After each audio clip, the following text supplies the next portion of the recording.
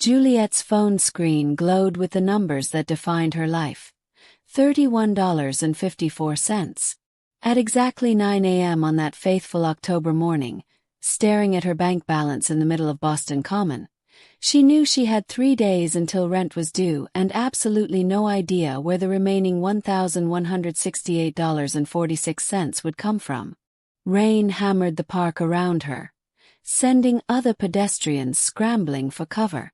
Juliet stood under a large oak tree, rain-soaked and contemplating whether she could survive on ramen for another month, when she saw it.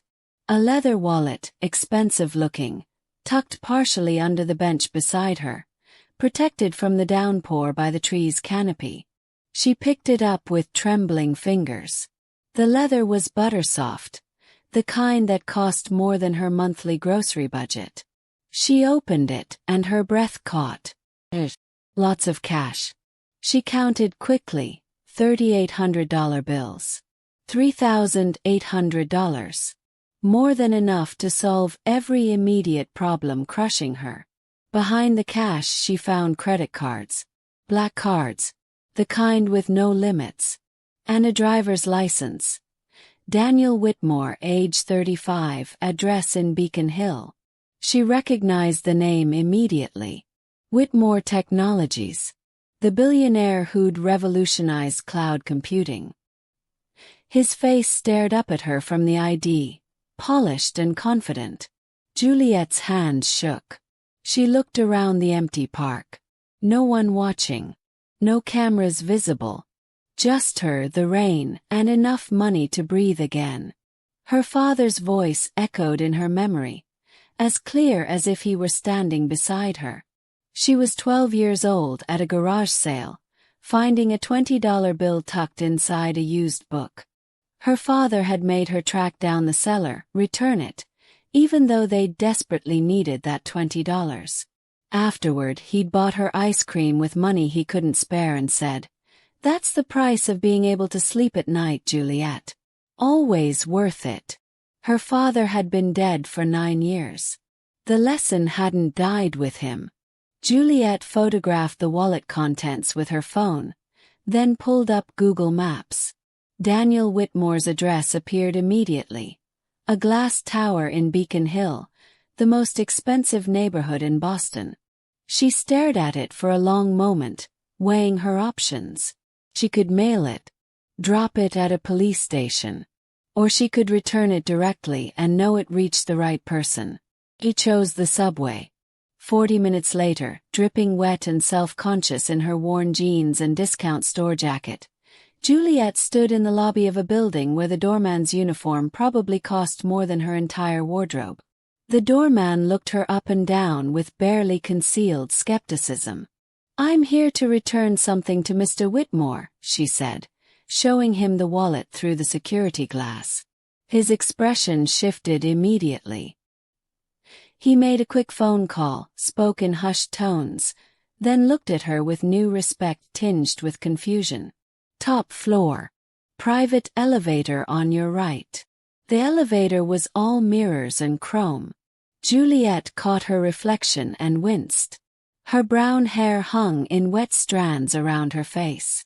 Mascara smudged under her eyes.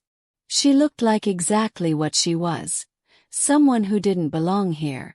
The elevator opened directly into a penthouse. The doors slid apart, and Daniel Whitmore stood there in wrinkled dress shirt and loosened tie, hair disheveled, crystal whiskey glass in hand. His eyes were red-rimmed. He'd been crying. He looked nothing like his magazine covers. He looked human and shattered and completely unprepared for visitors. "You actually came here," he said, his voice rough. "To return it." "It's yours," Juliet said simply. "I'm just glad I found it before someone else did." Daniel laughed, a sound with no humor in it. "Someone less honest, you mean? Because the woman with," he glanced at his phone, $31.54 in her account is returning almost $4,000 in cash. Juliet's stomach dropped. "How do you know that?" "Security ran your card when you used the ATM earlier." Same location, same time you found the wallet. I needed to know who was coming to my house. He studied her face. You really didn't keep anything. Not even 100. I would never have known. It's not mine, Juliet said firmly. And I'd know. Something shifted in his expression, like a door opening. Come in, please. It's the least I can do. The penthouse was stunning. Floor-to-ceiling windows overlooking Boston, modern furniture that belonged in design magazines, art on the walls that made Juliet's trained eye widen. But the space felt cold, empty of warmth. And clearly, recently, something violent had happened here. Papers were scattered everywhere. A chair lay overturned. A framed photograph lay face down on the floor. Daniel followed her gaze to the destruction and laughed again. That same bitter sound. Sorry about the mess. I've been having a rough few weeks. Sit down. Can I get you something? Coffee? Tea? Whiskey? I'm fine, Juliet said, perching on the edge of an expensive sofa. I should go. I just wanted to make sure you got your wallet back safely. Wait. Daniel sat across from her, leaning forward with intensity. Why? Really, why did you come all the way here? You needed that money. I could see it in your eyes when I mentioned your bank balance. So why? Juliet met his gaze steadily. Because I need to be able to look at myself in the mirror more than I need $3,000. My father taught me that. It cost him a lot to teach me, and I'm not going to waste the lesson. Daniel's expression crumbled. He set down his whiskey glass with a shaking hand and covered his face. God, when was the last time someone did something honest? When was the last time anyone? He stopped, collected himself. I'm sorry. You don't need to hear this. It's okay, Juliet said softly, surprising herself. Something about his vulnerability called to her. Bad breakup. Worse. Bad engagement. He gestured to the overturned photo frame. Isabelle Laurent. We were together 2 years. Engaged for 6 months. I thought I was building a life with someone who loved me. Turns out she was building an exit strategy. I'm sorry. She married someone else 3 weeks ago. Marcus Ashford. Old money, better social connections, the right family name. She said I was new money trying too hard. That no matter how much I made, I'd never really belong in her world. He looked at Juliet with raw pain in his eyes. Turns out all my billions can't buy the one thing that matters to people like her. Pedigree. Juliet felt an unexpected surge of anger on his behalf. Then she's an idiot. Money you earned yourself is worth more than money you inherited. At least you built something. You really believe that? I have to. It's the only kind of money I'll ever have. Juliet found herself smiling slightly. I'm an art historian. Freelance. Which is a fancy way of saying I write papers and consult for galleries when they remember I exist. My father died when I was 19, left my mother with debt I'm still helping pay off. I graduated from Boston University with honors and a degree that qualified me to be professionally poor. Daniel studied her with new interest. So why'd you choose it? If you knew it wouldn't pay. Because I love it. Because art matters. Because someone has to care about beauty and meaning and the things that make us human, even if it doesn't pay well. He shrugged. My father would have understood. He taught literature at a community college. Never made much money. But he made a difference. He sounds like a good man. He was.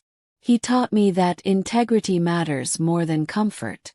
Guess that's why I'm sitting in a billionaire's penthouse returning money I desperately needed instead of booking a flight to somewhere warm. Daniel laughed, a real laugh this time. You're extraordinary. Do you know that? Juliet felt heat rise in her cheeks. I'm really not. I'm just someone who found your wallet. No, you're someone who chose to return it. That's different. He stood abruptly. Have dinner with me, please. Let me thank you properly. You don't have to. I want to.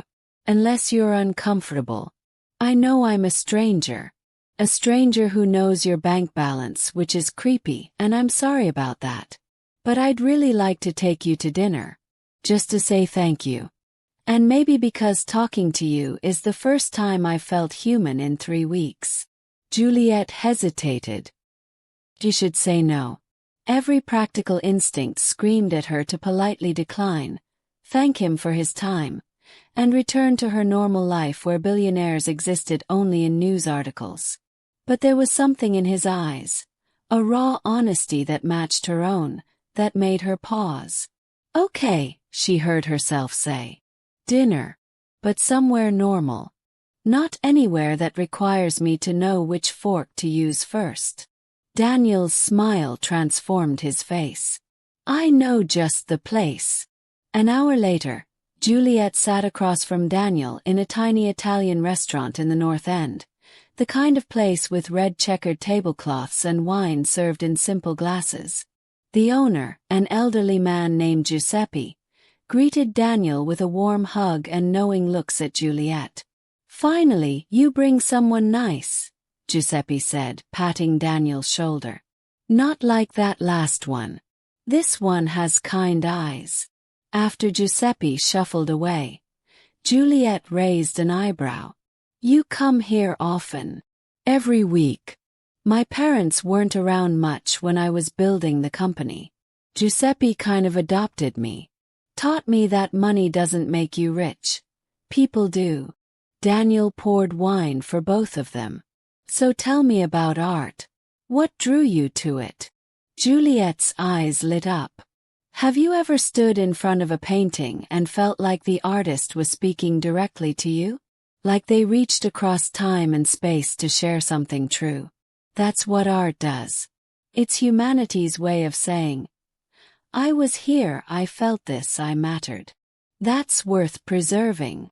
I have a collection, Daniel admitted. Contemporary pieces mostly. But I'll be honest. Half the time I'm not sure what I'm looking at. I just know some of them make me feel something I can't name. That's exactly how it's supposed to work. Art isn't about understanding everything. It's about what it makes you feel. She leaned forward, animated now. Tell me about a piece you own. Describe it. He did. As he talked about an abstract painting of fractured blue and gold, Juliet interrupted with insights about color theory, the artist's background, the historical context.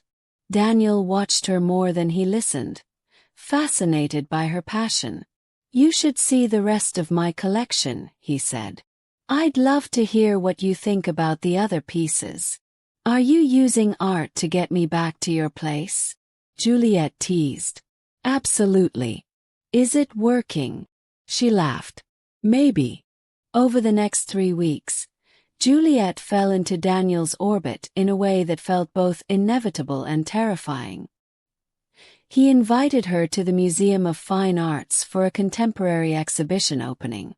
She borrowed a dress from her roommate and felt self-conscious among the wealthy donors until Daniel took her hand and whispered, "Stop worrying about them. Just look at the art." They spent 4 hours discussing every piece while other guests networked and schmoozed. Daniel barely noticed anyone else.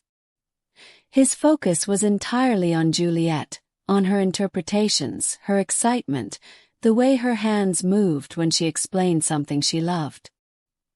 He took her on a walking tour of the Freedom Trail, letting her play guide through Boston's history.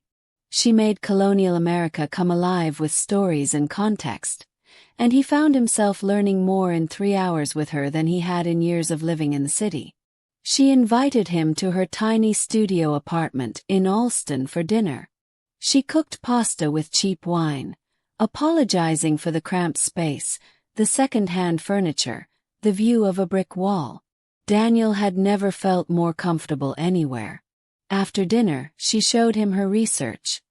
Years of papers on forgotten women artists, passion projects that paid nothing but meant everything. "Why don't you publish these properly?" he asked, reading through her work. "These are brilliant. Any academic journal would." "Can't afford the submission fees," she said simply. "And most journals want institutional affiliations. Hard to get when you're freelance." He wanted to fix it immediately. Wanted to write a check, make calls, open doors. But something in her expression stopped him. She didn't want to be saved. She wanted to be seen. So instead he kissed her. Soft at first, tentative, giving her every chance to pull away. He didn't. She kissed him back with an intensity that stole his breath, her hands in his hair, pulling him closer. When they finally broke apart, she whispered, "This is crazy. You know that, right? We're from completely different worlds."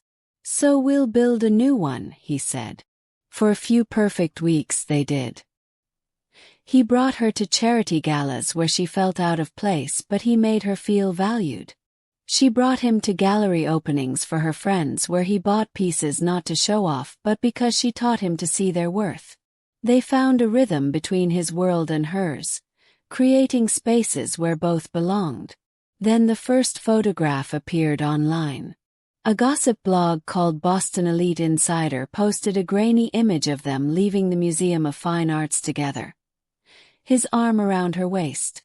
The caption read, "Tech billionaire's mystery woman. Who is she?" "Ignore it," Daniel said when Juliet showed him the article, anxiety clear on her face. "It's just gossip. It'll blow over." It didn't blow over. It exploded. 3 days later, Boston Elite Insider published a full exposé. From Broke to Beacon Hill, the Gold Digger's Playbook. The article was brutal and thorough. They had everything. Photos of Juliet and Daniel at various locations, details about the wallet incident spun to look calculated, her bank balance, her student loans, her mother's debt. Side-by-side comparisons of her tiny apartment and his penthouse. Quotes from unnamed sources close to Whitmore suggesting she'd targeted him deliberately. The article went viral. Within hours, Juliet's phone was flooded with calls from reporters, messages from strangers, friend requests from people she'd never met. Her social media filled with comments ranging from admiration to vicious attacks. Someone created a meme using her college graduation photo with a caption, "How to Marry a Millionaire in 3 Easy Steps." Juliet sat in her apartment, phone in hand, watching her life become public property. Her email inbox showed message after message from clients and contacts. She opened the first one with shaking hands. "Dear Ms. Juliet, given the recent media attention surrounding your personal life, the board has decided to postpone our consulting project indefinitely. We appreciate your previous work but feel it's best to distance ourselves from any controversy at this time." She opened another, then another, all saying the same thing in different words. By evening, she'd lost 3 major clients and 2 potential projects. Her professional reputation, built carefully over years of hard work, was crumbling because of who she'd chosen to date. Daniel called repeatedly. She didn't answer. She needed time to think, to process, to figure out how her private choice had become public spectacle. When she finally called him back, his voice was tight with worry. "Juliet, I'm so sorry. My PR team is working on a response. We'll fix this." "How?" she asked, exhausted. "How do you fix the fact that everyone thinks they know me based on my bank balance? That my professional contacts are dropping me because dating you makes me controversial? I don't know yet. But I'll figure it out. I promise. Daniel, you can't fix everything with money and connections. This is my life. My career. My reputation. I know. And I'm going to make this right." But before he could, things got worse. 2 weeks after the initial article, Isabelle Laurent filed a lawsuit. The legal complaint claimed Daniel had promised her substantial assets during their engagement, that their breakup had caused her emotional and financial harm, and that Juliet had conspired to interfere with their relationship. The suit demanded damages and accused both of them of fraud and manipulation. The media devoured it. Every news outlet covered the story. Legal analysts appeared on morning shows discussing the case. Social media exploded with opinions. Team Isabelle versus Team Juliet. Old money versus new. Sophistication versus opportunism. The narrative wrote itself, and Juliet found herself cast as the villain in someone else's story. Photographers camped outside her apartment. She couldn't go to the grocery store without being followed. Someone threw a drink at her outside a coffee shop, screaming "Gold digger," while cameras caught every second. Daniel assigned security to protect her. She hated it. Hated feeling like she needed protection. Hated that her life required bodyguards and careful planning just to exist. This wasn't the life she'd chosen. This was the price of choosing him. 3 months into the legal battle, Daniel called her to his office downtown. She arrived escorted by security, avoiding the cameras that still followed her everywhere. His assistant showed her into a conference room where Daniel sat with 3 lawyers, all looking grave. "We need to talk," he said. Juliet sat down, her stomach tight with dread. Daniel dismissed the lawyers with a nod. They filed out, closing the door behind them. The silence in the room was suffocating. He stood at the window, his back to her, shoulders rigid with tension. "The lawsuit will be dismissed," he said finally. "My legal team found evidence that Isabelle fabricated most of her claims. She'd been planning to leave me for Marcus months before you and I met. We have emails, text messages, financial records showing she was already negotiating a prenuptial agreement with him while we were still engaged." "That's good news," Juliet said carefully. "So why do you look like someone died?" He turned to face her, and the pain in his eyes made her chest tighten. "Because winning the lawsuit doesn't fix what this has cost you. Your career, your privacy, your safety. You can't walk down the street without being harassed. You've lost clients, opportunities, your peace of mind. All because of me. Daniel, we've been through this. I chose." "No." His voice was sharp, final. "You chose to return a wallet. You chose to have dinner with me. You didn't choose this circus. You didn't choose to have your entire life dissected by strangers. You didn't choose to be threatened and followed and turned into a tabloid villain." Juliet stood, anger flaring. "Stop telling me what I did or didn't choose. I'm an adult. I knew dating you would come with complications." "Complications?" Daniel laughed bitterly. "Juliet, someone threw a drink in your face. You can't work because galleries are afraid to associate with you. Your mother called me last week begging me to let you go because she's terrified for your safety.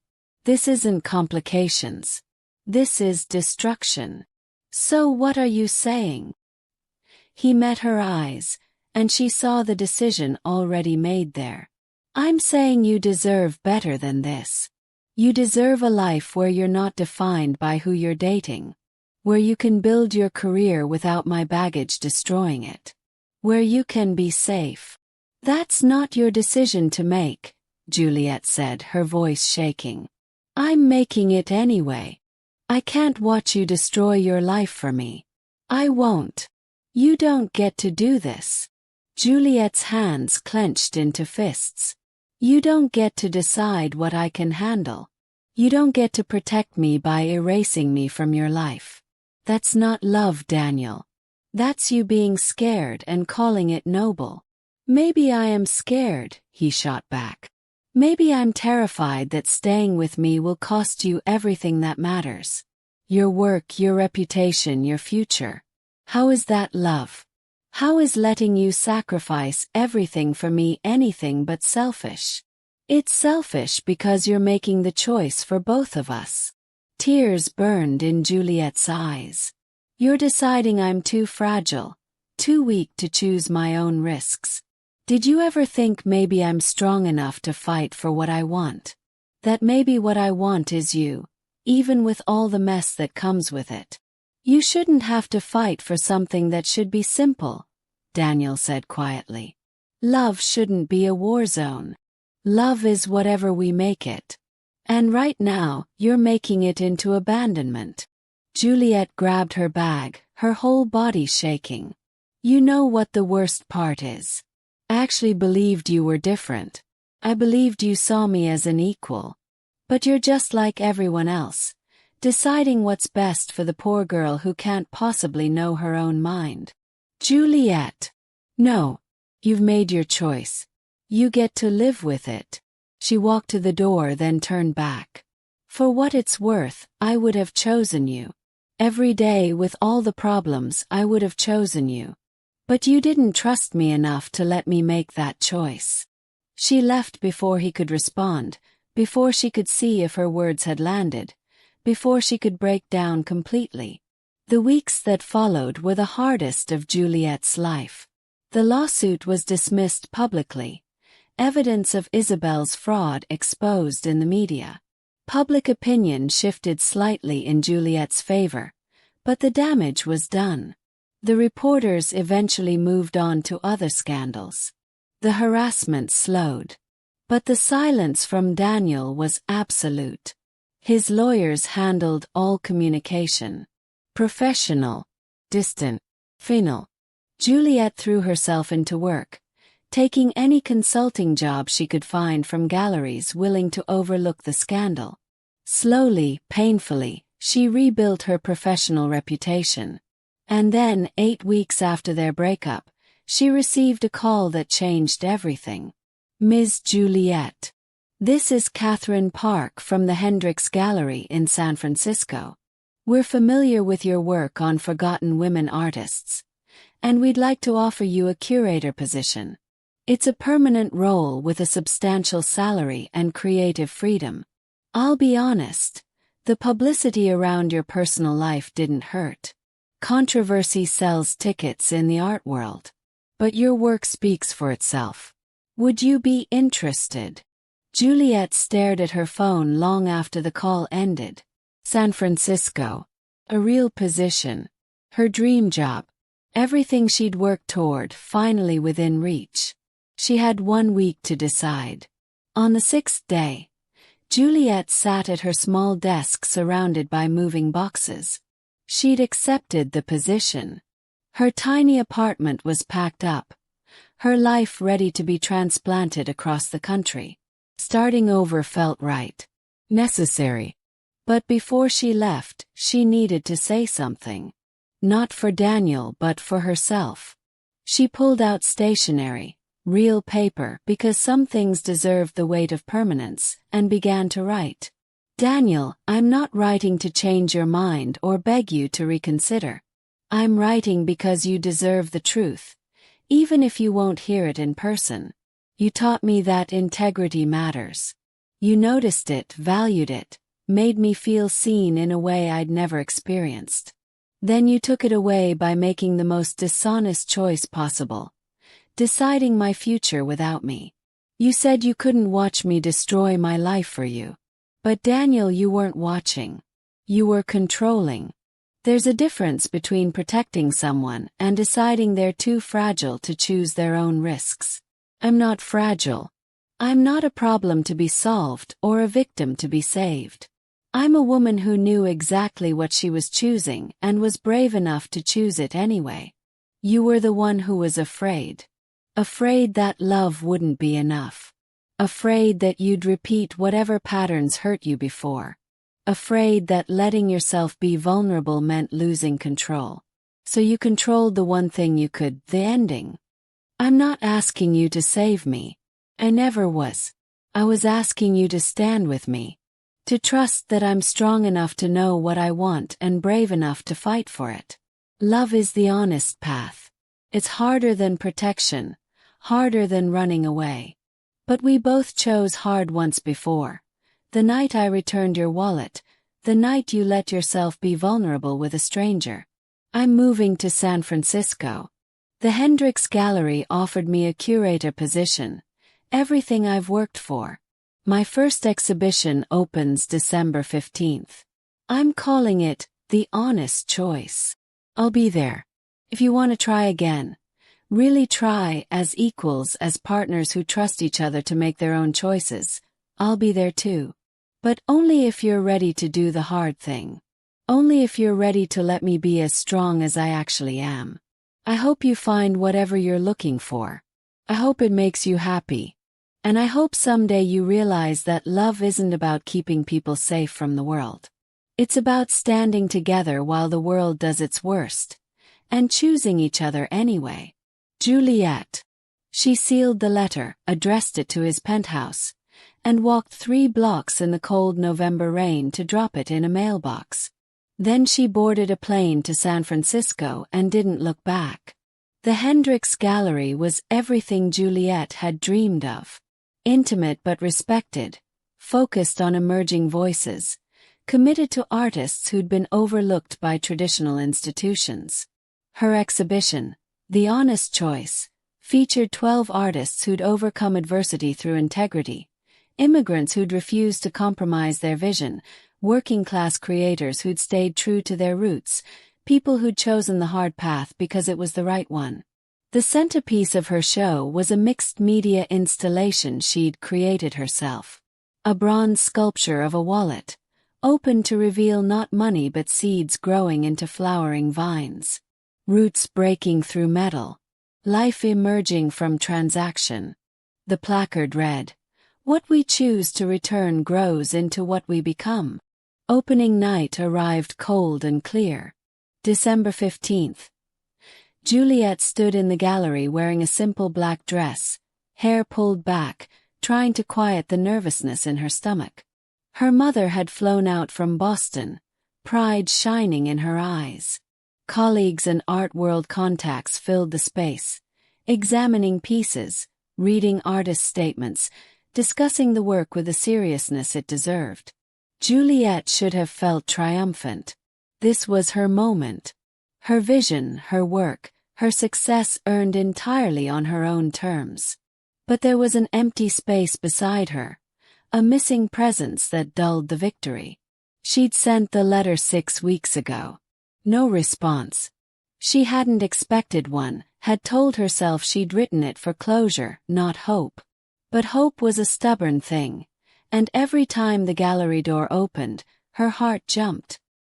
The exhibition opening was in full swing. Critics from the San Francisco Chronicle circulated, notebooks in hand. Gallery patrons sipped wine and discussed the pieces in hushed, reverent tones. Juliet moved through the crowd, answering questions about the artists, explaining the theme of choosing integrity over convenience.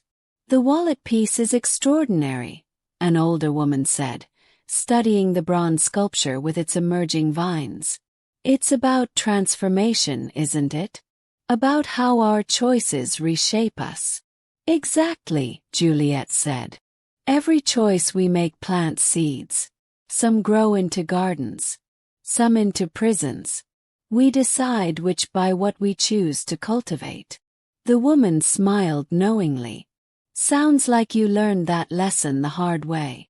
"All the best lessons are hard," Juliet replied. Her mother appeared at her elbow, squeezing her hand. "Your father would be so proud, sweetheart. This is everything he hoped for you." Juliet blinked back tears. "I wish he could see it." "He does. I'm sure of it." Her mother's eyes shifted to something behind Juliet, widening slightly. "And I think you have another visitor who traveled quite far to be here." Juliet turned and her breath caught. Daniel stood in the gallery entrance, looking uncertain in a way she'd never seen. He wore a simple dark suit, no tie, hair slightly windswept like he'd been rushing. In his hands, he held a bouquet of flowers. Not expensive roses or exotic orchids, but simple daisies and wildflowers, the kind that grew along roadsides and refused to be contained. Their eyes met across the crowded room. The noise of the gallery faded. He walked toward her slowly, navigating through clusters of people, never breaking eye contact. When he reached her, he stopped, maintaining a respectful distance. "Hi! Hi!" Juliet managed. Her heart hammered so hard she thought everyone could hear it. "The exhibition is beautiful," Daniel said. "The whole show. You were always meant for this." "Thank you. What are you doing here?" "I got your letter." He held out the flowers with an almost shy gesture. "I've read it about 100 times. Memorized parts of it. And I realized you were right about everything." Juliet took the flowers, her hands trembling. "Daniel. Wait. Please let me say this." He took a breath. "I've been in therapy. Real therapy, not just talking to a business coach or my lawyers. Facing the fact that my protection was actually control. That I was so afraid of hurting you that I hurt you in the worst way possible, by not trusting you to make your own choices. People were starting to notice them, conversations quieting, eyes turning their direction. Juliet could feel the attention, the phone's probably already recording. The old panic started rising, but Daniel must have seen it in her face. "We can go somewhere private," he offered quickly. "I don't want to make a scene at your opening. This is your night." "No," Juliet said, surprising herself. "No, I'm tired of hiding. Tired of letting other people's judgment control what I do. Say what you came to say." Daniel's expression softened with something like pride. "Okay. Juliet, I was wrong. I thought love meant keeping you safe from everything difficult, but that's not love, that's a cage. Love is trusting someone to know their own strength. It's standing beside them while they face hard things, not deciding they're too fragile to face them at all." "You're quoting my letter," Juliet said, a smile threatening despite her effort to stay guarded. "I told you I memorized parts of it." He stepped closer. "I don't have all the answers. I can't promise the world will be kind or that being with me won't come with complications. I can't guarantee this will be easy. But I can promise I won't run. I won't make decisions for you. I won't treat you like someone who needs saving instead of someone who deserves a partner." "And what changed?" Juliet asked. 3 months ago, you were certain this was impossible."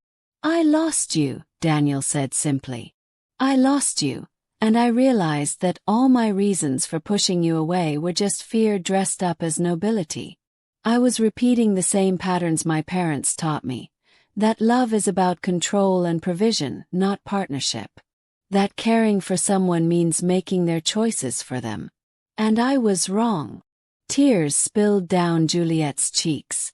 "You hurt me. You made me feel like I wasn't strong enough, smart enough, capable enough to know my own mind." "I know. And I'm sorry. I'm so sorry, Juliet. Can't undo that. But I can promise to do better. To trust you. To ask instead of assume. To build something with you instead of trying to build something for you." He paused, vulnerability written across his face. "I'm asking now, not assuming. Is there room in your life for someone who's still learning what partnership actually means? Someone who's willing to do the work, take the therapy seriously, show up as an equal instead of a protector?" Juliet looked at him, really looked. She saw the changes. The uncertainty that came from genuine self-examination. The willingness to be wrong. The courage it took to show up here in public at her moment of triumph and make himself vulnerable. But she also saw the cost of their first attempt.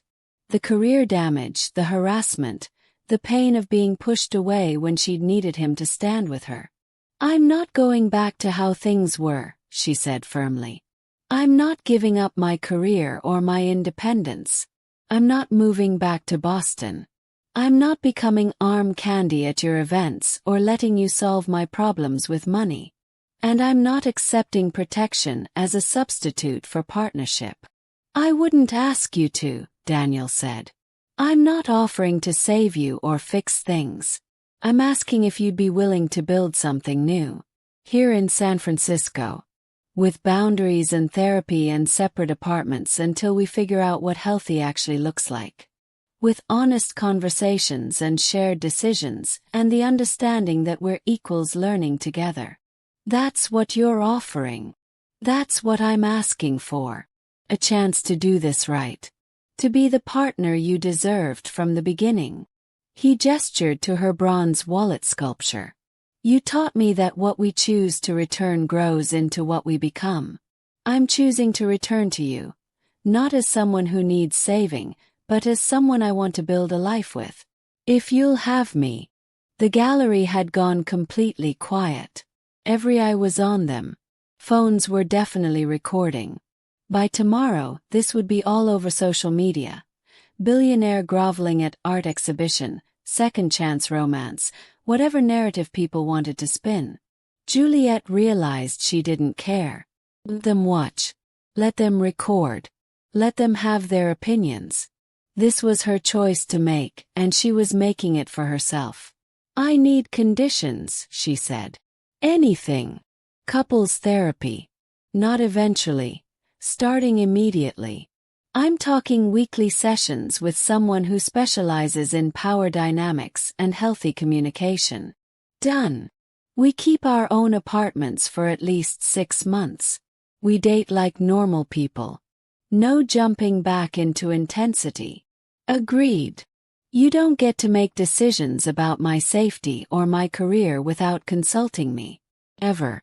Even if you think you're protecting me. Especially then. I promise. And if this gets hard when it gets hard, because it will, you don't get to run. You don't get to decide I'm better off without you. You talk to me. You trust me to make my own choices about what I can handle." Daniel's eyes were bright. "I won't run. Swear. We face the hard things together, or we don't face them at all." Juliet studied his face for a long moment. She saw sincerity there, but also something deeper, the humility of someone who'd been forced to examine his own flaws and hadn't liked what he'd found. That was growth. That was real. "Okay," she said softly. "We can try. But Daniel, we're doing this my way too. We're building something neither of us has seen before. Something that honors both our worlds without either of us disappearing into the others. That's all I want," he said. "To build something real with you." She let him pull her into a hug, and the gallery erupted in applause. People were crying, smiling, clapping like they just witnessed something significant.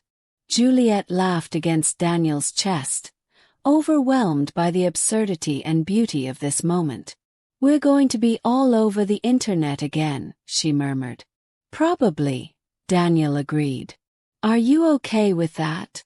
"I'm learning to be. Besides, this time it's on my terms. In my space. My exhibition. Let them watch us figure it out." They pulled apart, and Daniel wiped tears from her cheeks with gentle thumbs. "Can I stay for the rest of the opening?